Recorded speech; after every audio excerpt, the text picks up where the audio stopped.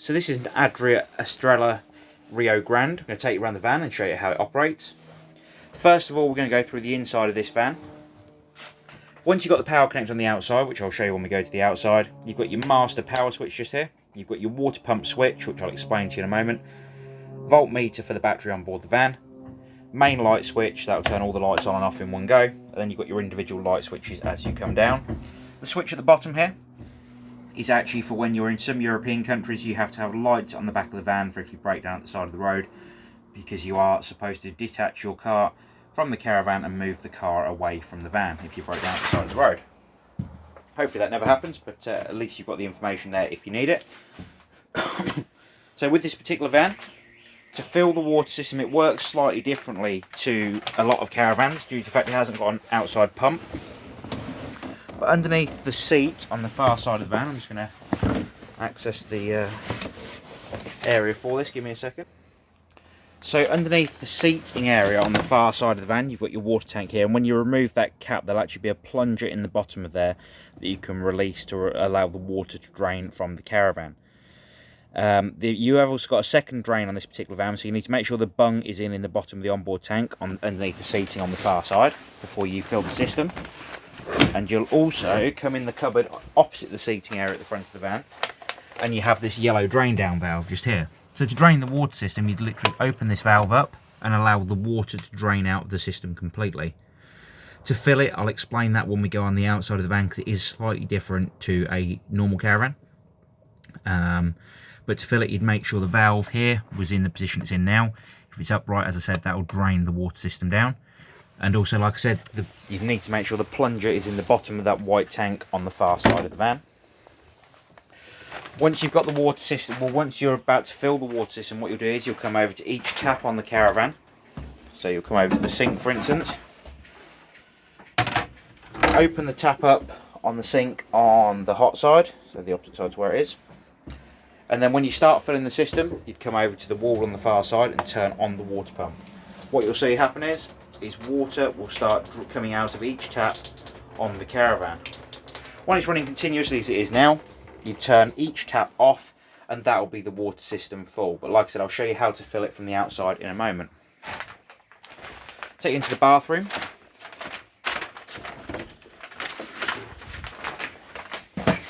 Because you'd actually need to have the tap open in here as well. So that is your tap for the sink and the shower tap as well, so you can fill the water system on board the van. You have to have all the taps open completely to allow it to fill. Once you've got water all the way through the water system on board the caravan, you can actually then start warming the water on gas or electric. Now as you come in the door, you'll notice the Aldi control panel just here. Power on and off on the bottom left hand side. And what you can see on the screen at the moment is this little symbol here indicates to me that the heating pump is running and the heating is on. Mains power is coming into the caravan, and the internal temperature of the caravan currently is 17.5 degrees. To go into your options, you hit menu.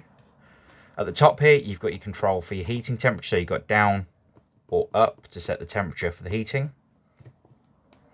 Below that, you've got your option to turn on your water heating, so you can have water heating on and water heating boost. As you can see, this bar here changes colour as you go up or down on the power source, on the power level.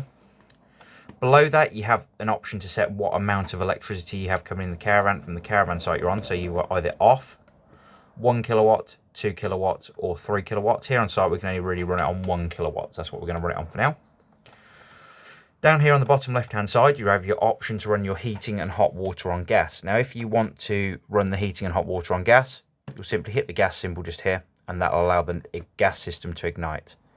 Once it's ignited, everything on here will operate on gas solely, or if you've got the electric on as well, it will work as a combination between the gas and electric. The grill, or the hob in here, sorry, works very similar to a household igniter on the side. As you can see, gas controls on the left hand side. The same with your cooker above the fridge unit just there. To turn the fridge on, you press and hold the fridge button just here on the left hand side. You've got your option here for changing which power source you're using. So as you can see, every time I hit this button, it changes power source. So you've got your gas here, which will self-ignite on gas. You've got your 240 mains, which it will connect to automatically if you've got 240 mains on. You've got mains without the automatic connection.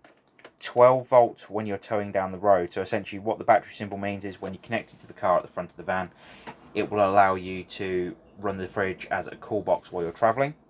And again, if I hit that, it'll go over to the gas. For instance, when you're on mains power or gas, you can control the temperature of the fridge on the button on the right hand side. And all you need to do for that is to tap the button, and the higher these blocks go, the colder the fridge will be.